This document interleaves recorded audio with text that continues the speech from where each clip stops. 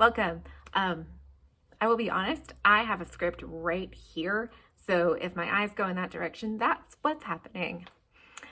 This video is pretty much what it says on the tin, talking about how to differentiate for gifted learners in a general education classroom. Now, I am by no means an expert on this subject. I've taught for a decade in gen ed gifted classrooms, and I remember back when I was in gen ed, differentiation was one of the toughest parts of teaching. I'm still learning how to differentiate effectively even now that I'm in a gifted classroom, because gifted kids are not all alike. That's your first piece of learning, by the way. Gifted kids are not all alike. I've learned some effective strategies while working on my master's in gifted ed, and that's what I'm hoping to share with you today. If you have strategies or resources of your own, feel free to drop them in the comments below. I'd love to learn from you. This video will be skewed towards primary grades in American schools, because that's where my experience lies. But if you are from a different grade level, a different country, you're welcome to listen in.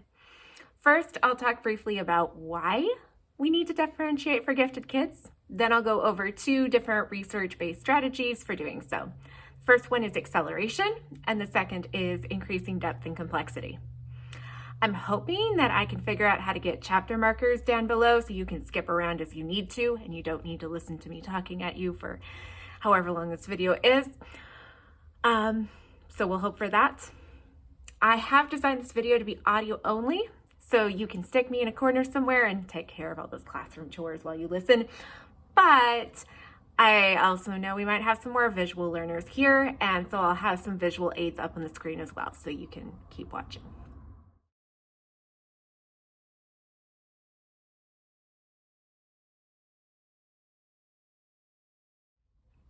So let's talk about why differentiation for gifted kids is so important. Think back to your last PD or meeting on differentiation. Likely a lot of the talk was on scaffolding down and boosting struggling students to meet grade level standard. That's been my experience anyway. And when I was researching for this video, I kept reading the same thing in various books and articles. We just don't talk about scaffolding up. It's all about making sure struggling learners meet standard. And I mean, that makes sense. If you don't meet standard, you're going to fall farther and farther behind. Also, test scores look nicer when more kids are passing.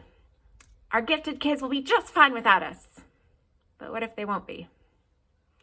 This year, the National Association for Gifted Children estimated that, and I quote, many gifted and advanced students spend the majority of their time reviewing content they have already learned or could learn more quickly.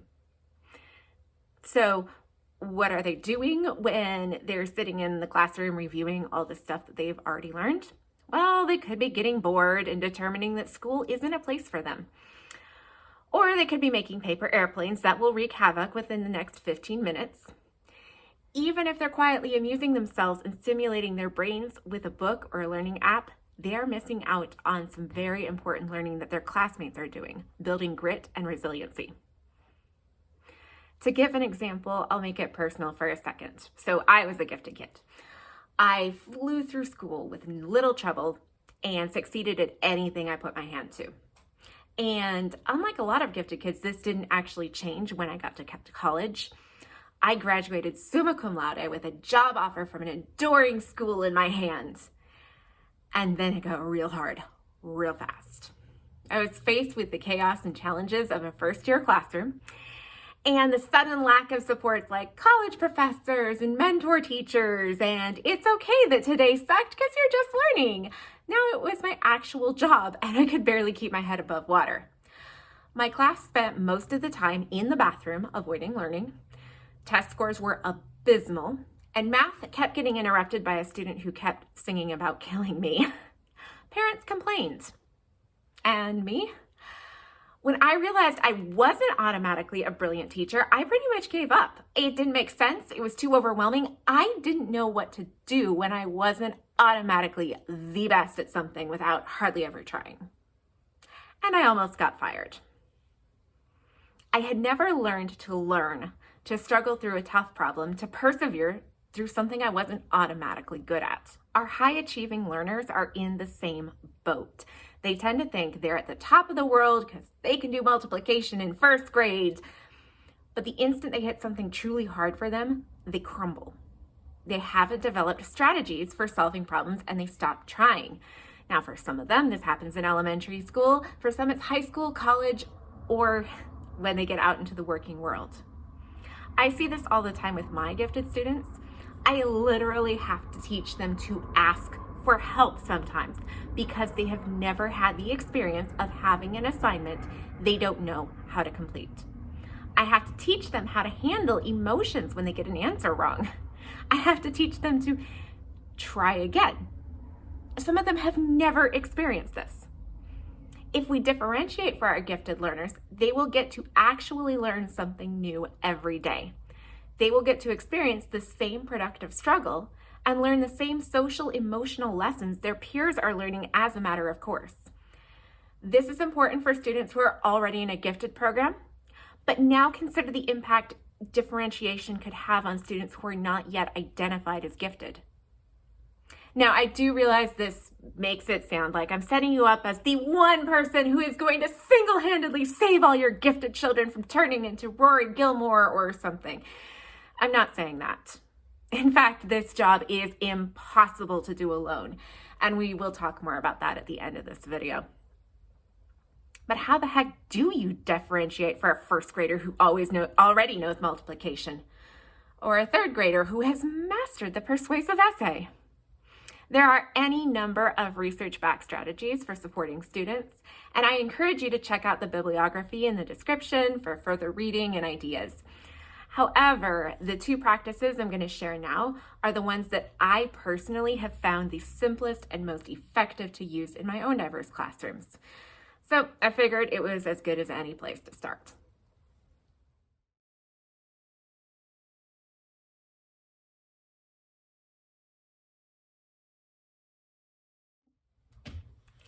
Acceleration is exactly what it says in the tin, and that is the second time I've said that in this video. High-achieving students work through material faster than their peers, skipping what they already know or have mastered to get to new stuff. I find this strategy most effective for subjects that have a linear progression of skill development, such as math, reading foundations, and grammar. I'll use math in my examples here. So here's a quick version of how it works. Step 1, pre-assess. See who already knows what you're trying to teach. Step 2, accelerate. While your class is learning or practicing a new skill, the advanced students work ahead. Step 3, monitor. Use ongoing assessments to make sure students are A, actually learning the new material, and B, not missing any crucial foundations. That's it. We're done. Okay, acceleration can look different based on what you're doing and how far ahead your students are.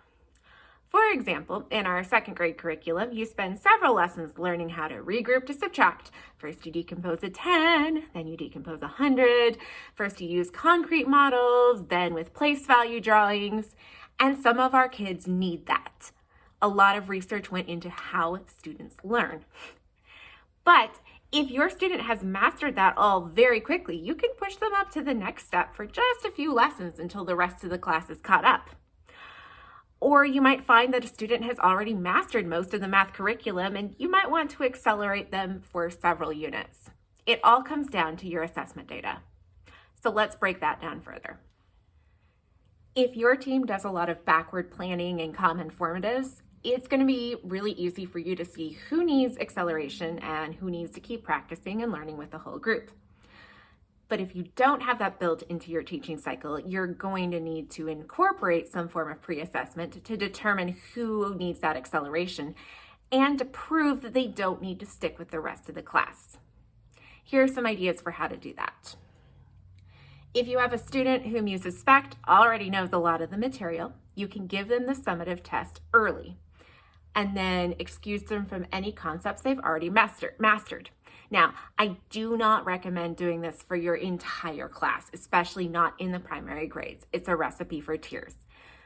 Give it to the students that you think have a prayer of demonstrating mastery. Another example, if you're teaching a lesson, say decomposing tens and hundreds, and you suspect that some students have already mastered the concept, you can choose a couple of problems from the problem set that will demonstrate mastery. Have them complete those problems and show you, and if they complete them correctly, let them move on to something new. You could do this by invitation only, like, oh, I noticed these kids in the back, they're getting this faster than everyone else. I'm going to give them the problem set.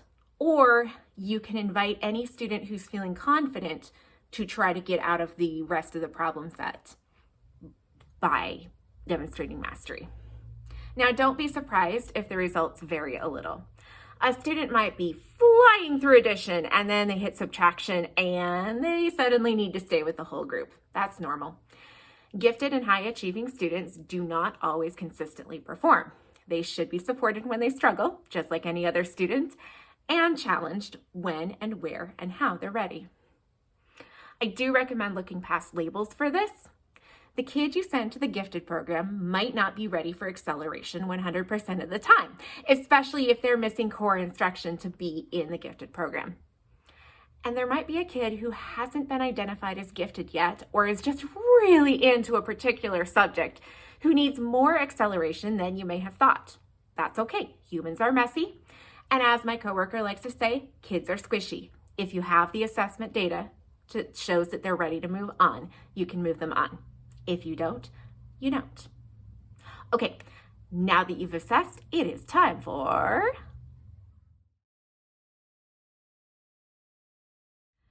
this varies wildly based on the needs of your students. You'll need to take into account their needs as far as instruction and their independence level. And let me tell you, the two do not always match.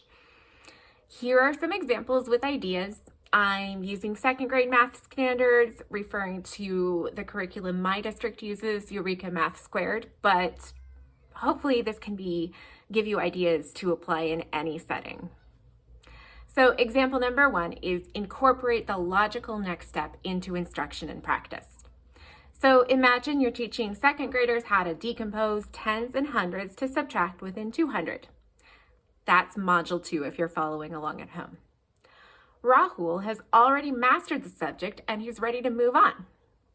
So during whole group, while you're teaching, you're giving examples and how to subtract within 200. You give Rahul examples of how to apply the strategy within 1,000. Now that's a topic the class is going to cover in module 4. When the class begins to work independently, you give Rahul a problem set for module 4 so he can practice the skill at his level. So he's participated in whole group, you've adjusted whole group slightly to give him the instruction he needs, and then he gets to practice where he's at. Now, that might not always work. So here's another example, RTI group. You're gearing up to teach equal groups and arrays. That's module 6 if you're following along at home, and it is a second grade precursor to third grade multiplication standards. Now, a pretest showed that Danae, Anjali, Greta, and Jaden have already mastered the topic, and they're ready for the third grade standards. So you borrow some materials from the third grade teacher, and you put together some independent investigations for them. During whole group instruction, these students will investigate third grade multiplication. Maybe they're doing this independently or as a small group. Now, your students have to be very mature and self-motivated to do this while you're teaching whole groups, so choose wisely. Then, once your whole group has moved on to independent practice, you pull them into a small group and provide direct instruction. Now, this is where I have to stop and remind you that gifted learners still need adult instruction, especially if they're neurodivergent and still figuring out that whole executive functioning thing, which describes over half of my classes, honestly. Differentiated independent work is nothing without targeted and specific feedback. I've made this mistake before. I've given my top learners something that is truly challenging for them and zero direction, zero feedback, and they don't know what to do. They don't know how to handle it. They don't learn. They just sit there looking at a blank piece of paper. And honestly, this is the trickiest part for me, but it is vital. So make sure that you're building in time to work with your kids. Another example is earned acceleration. This is something that can work for your whole class. Once you've completed instruction, select a problem or two that will demonstrate mastery. Students who are confident can try that problem first to get out of practicing the whole problem set. If they get the problems correct, they can move on to an acceleration activity. If they don't, they don't. They do the whole independent practice. They work with you, whatever the procedure is in your classroom. Now let's talk about that acceleration activity. This could be independent work on an iPad app such as Zern, Imagine Math, IXL, whatever you have available to you. They can work at their own pace that way. Or maybe you have a student who's absolutely obsessed with learning more about fractions. After they've demonstrated mastery of the concept at hand, they have this packet of fraction work that they can work on. You can make a packet by borrowing curriculum from other teachers or popping onto Teachers Pay Teachers for extra worksheets. Pro tip, if a student has already mastered the material, you do not need to make them do the whole practice set. In fact, you'd be sending the message that completing the work correctly means that you just earn more work. And that decreases the motivation to complete the work correctly. Students should spend the bulk of their time working on something that stimulates their thinking.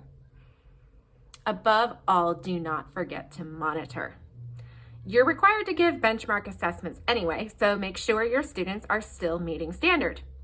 If you give them acceleration materials, give them the same level of grading and feedback that you would give to benchmark materials so that they can learn. Gifted students learn a lot while unattended, trust me. But they can also get deep into misconceptions or faff off to go play, both of which defeat the whole purpose of acceleration. If you do have a student that consistently needs acceleration in a topic, you might see what could be done at the school level to support them. Occasionally in our district, we've had students go to the next grade level up for the math block, do math with that grade level, and then come back and do the rest of the core instruction with their own grade level. But obviously this requires a lot of coordination. So talk to your principal, talk to your colleagues, see what you can do. So let's address some elephants in the room. To help me with this, I've brought on my class mascot, Fredgehog the Hedgehog, wearing the outfit that my students so generously provided for him. So Fredgehog asks, what if students miss crucial information? That's what the pre-assessment is for. If a student hasn't mastered a critical concept, they are not ready for acceleration past it. If you have a student who seems to need a challenge but isn't ready for acceleration, I recommend adding depth, complexity, or enrichment to their practice, and that's going to be the next part of the video, so stay tuned. Now Fredgehog says, I'm expected to teach curriculum with fidelity. This is a conversation to have with whoever is putting that expectation forward. Is it your team? Do they want to make sure that all students are leaving your grade with the same foundations? Yeah, I get it. Talk about how to address high-achieving learners as a team, so all your high-achieving learners are leaving with the same foundations. Is it your principal or your district asking that you stick to the curriculum for data collection purposes? Okay, ask them. How would they like you to address the needs of high-achieving students? Perhaps acceleration would be okay if you stick to district curriculum and don't go rogue on Teachers Pay Teachers. Or maybe you have to save the differentiation for RTI groups, but during RTI you have a lot of freedom to teach ahead. The trick here is to be diplomatic and creative and pick your battles. Figure out how best to serve your students with whatever parameters you have to work in. What about next year? I've seen this happen, and it's rough. Maybe, example, a second grade teacher does their due diligence, their student spends the whole year working ahead. The student then enters third grade with a solid knowledge of both second and third grade standards. Then the third grade teacher is unwilling or unable to differentiate. So now your student is suddenly relearning things they already know. This is a case where vertical teaming is helpful so that you can transition your students from one class to the other easily. This is also a situation where a supportive administrator can be of help. Put a bug in their ear. Make sure to place your accelerated student with a teacher who tends to have higher expectations and a better track record for differentiating up. At the end of the day, though, sometimes we can't control for next year. I would suggest accelerating even if you're not sure what will happen next year. The social and emotional learning students receive by working with something that actually challenges them is worthwhile. Well, students need to practice. Even if they already know the information, they should practice it. Okay, fair enough. I remember when I was in undergrad, I had a professor who kept saying that students need to learn things 7 times, 7 different ways. That's why we practice. That's why we practice in multiple modalities. I get it. That's how our brains work. But gifted students are different. According to Diane Heacox and Richard Cash in their 2020 book about differentiating for gifted learners, gifted learners have rapid information processing. That means that their brains actually require less repetition. So again, use that pre-assessment. If they have demonstrated that they consistently can perform a skill, consistently meet standard, then it's time to move them on. It's okay that they're not practicing as much as the kid next to them because they don't need it.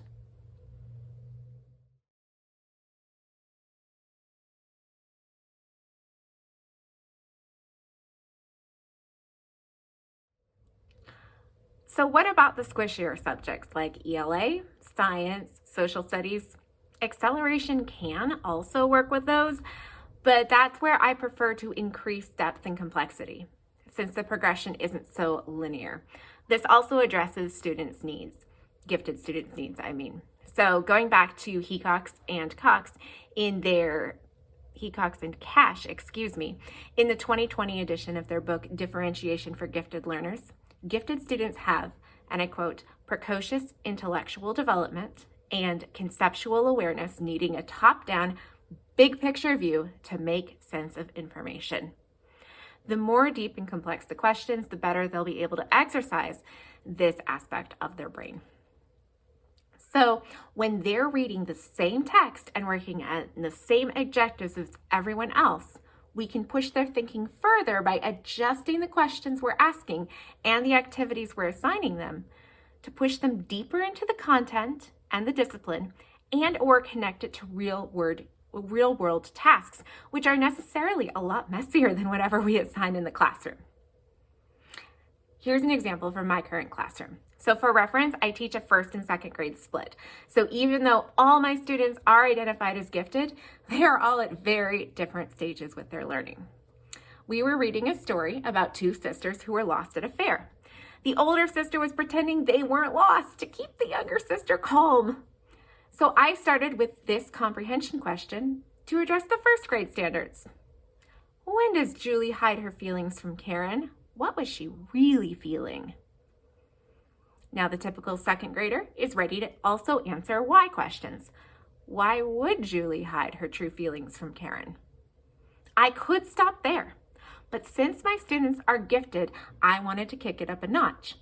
I noticed that in the 3rd grade standards, readers are expected to distinguish their own point of view from others. So I added this question.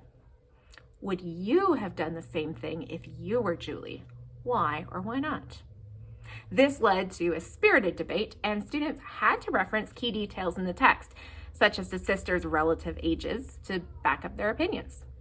Now you'll see I use this in whole class discussion, so students who weren't ready to go that high just kind of dropped out as the questions got harder, but any student who was ready had access to the higher level questions. It is absolutely okay to throw a bone to your high level students and teach to them for a minute. If I know that I'm getting way out of everyone else's level, I'll generally say something like, okay, if your brain is starting to explode right now, that's fine. You have already done what you need to do for 2nd grade. But if your brain is ready for something more, let's talk about this question for just a minute. You can also use this strategy during times when you have a more homogeneous group, like small group discussions, small group activities, or use this strategy to adjust writing prompts for students who are ready. Now that said, scaffold, scaffold, scaffold. Some of my students could answer all of those questions if I dumped the whole thing on the page as a constructed response prompt and let them go. But a lot of them will get overwhelmed by that. Even when our students are high achieving or gifted, they still have the attention spans of other kids their age. Honestly, sometimes that's even shorter. So I will ask these questions one at a time and build off them, and I'll construct my worksheets that way too.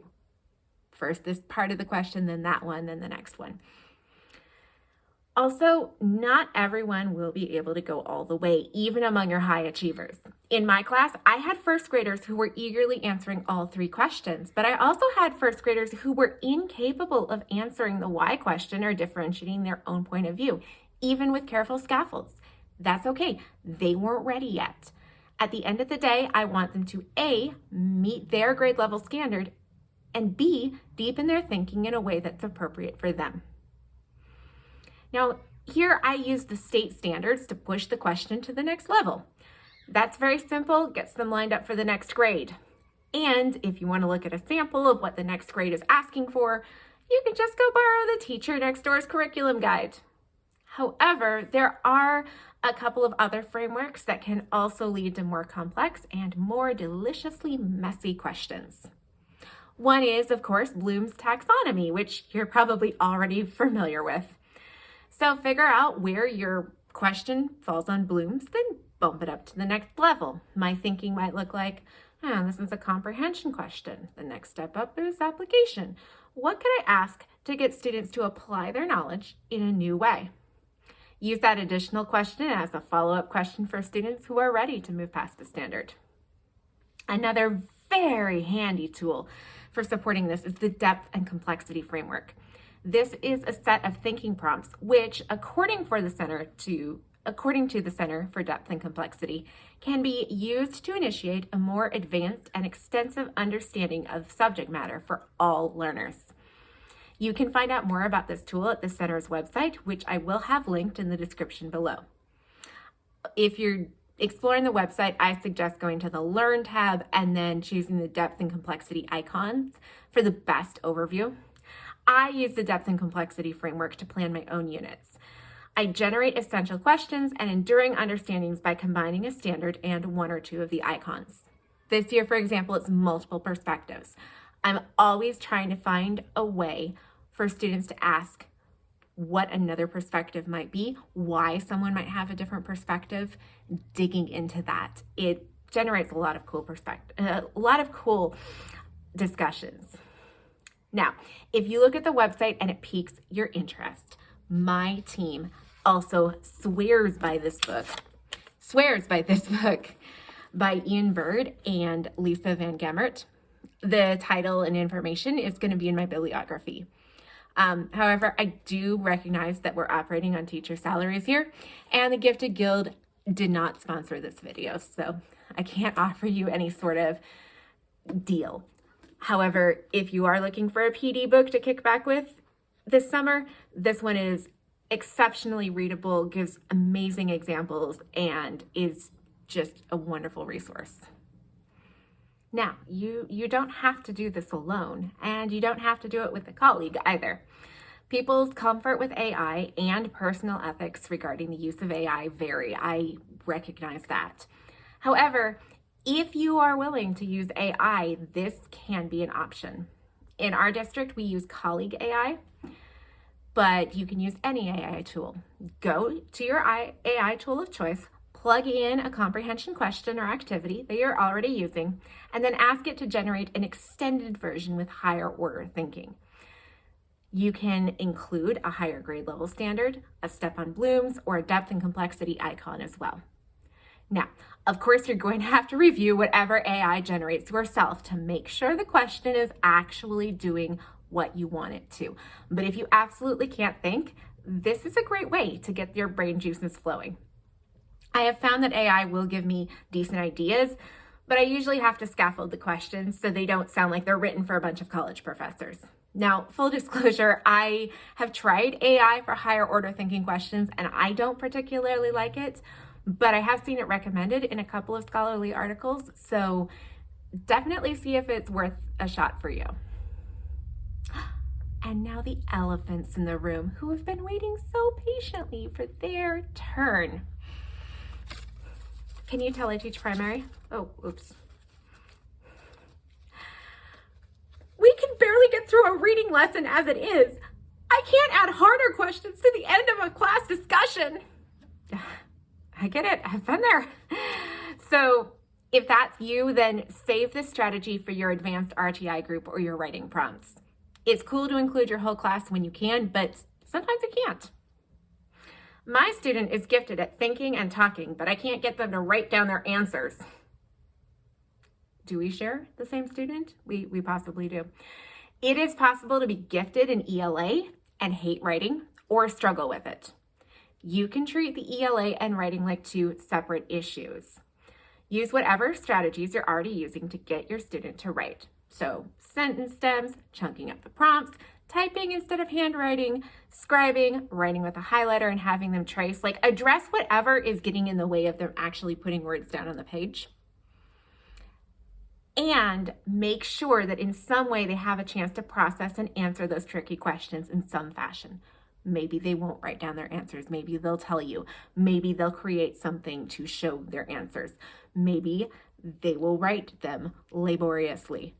But it's okay to separate the comprehension from the writing. I need to teach students test-taking strategies, such as multiple choice. Is there any way to make this deep and complex? So let me introduce you to Ian Byrd. This is not Ian Byrd. Ian Byrd is an educator for the gifted, and a lot of my colleagues in the field absolutely swear by his work. He has a lot of free resources available on his website, birdseed.tv, where you can also sign up for a paid subscription to further resources. But what I'm going to share here is free. Also, I'm not sponsored by Birdseed. I'll link his article about test prep down below because it has a lot of great ideas and he explains it better than I can. But one strategy that really stuck with me was thinking like a test writer, where he discusses with his class how test writers come up with wrong multiple choice answers. Like, how do they make the confusing one? How do they make the one that sounds like it could be right, but it's not the best one? And then he had students design their own wrong answers. This is a conversation I could see being interesting and beneficial to a whole gen ed class. So really what I'm doing here, besides sending you to read Byrd's article, is be creative. See if there's a way to make even test prep something that can intellectually engage your students.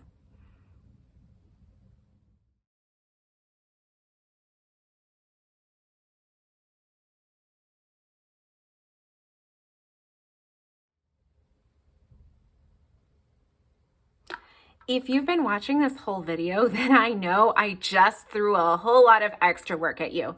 I have been talking as if you are the only thing that stands between your gifted students and failure.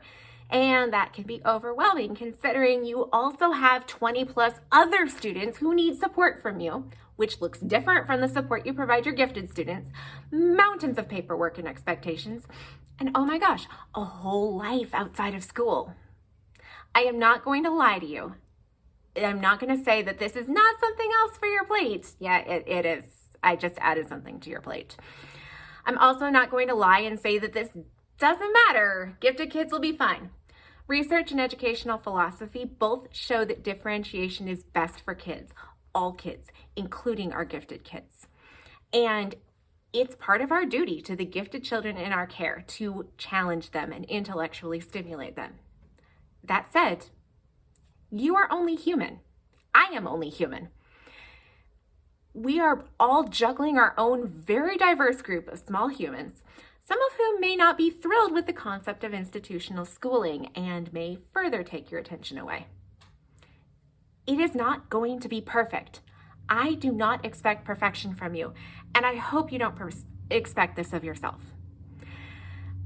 Here's some advice my therapist once gave me. And okay, full disclosure, I am not a licensed mental health professional. I am not your therapist. Just sharing this one person to another. My therapist suggested we start small. So if your goal is to walk more often, start with walking around the block every other day instead of trying to walk 3 miles every single day and then inevitably crashing and burning when you can't keep it up. Build on your successes rather than setting yourself up for burnout and failure. This also works with your students as well. So if this video left you feeling overwhelmed, I invite you to pick one strategy to try, one that feels accessible and realistic to your present situation. Maybe you're just going to rearrange your RTI groups and make sure you're meeting with the high achieving kids. Or maybe you start picking a problem or two on the problem set so students can demonstrate mastery and then let them go to IXL time early. Maybe you're going to just start adding a deeper question to each reading lesson. I don't know what the right choice for you is, but just pick one thing and start small. It's for you to decide. You know your strengths, you know your limits, you know the subjects that get you all fired up and you're willing to go the extra mile to teach them. And you know your students. You know what would be the best for them, what is most realistic for them. What questions do you still have about differentiation? Do you have strategies that you already use to support your high achieving learners? Go ahead and drop them in the comments down below so we can all learn from each other. This is the part where I should say, don't forget to like and subscribe and ring that little bell for notifications, but I don't post frequently, and so there's no need to boost this channel or clog up your inbox. All I'm gonna say is thank you for spending this time learning with me today. I hope it's been helpful, and I wish you the very best on your education journey.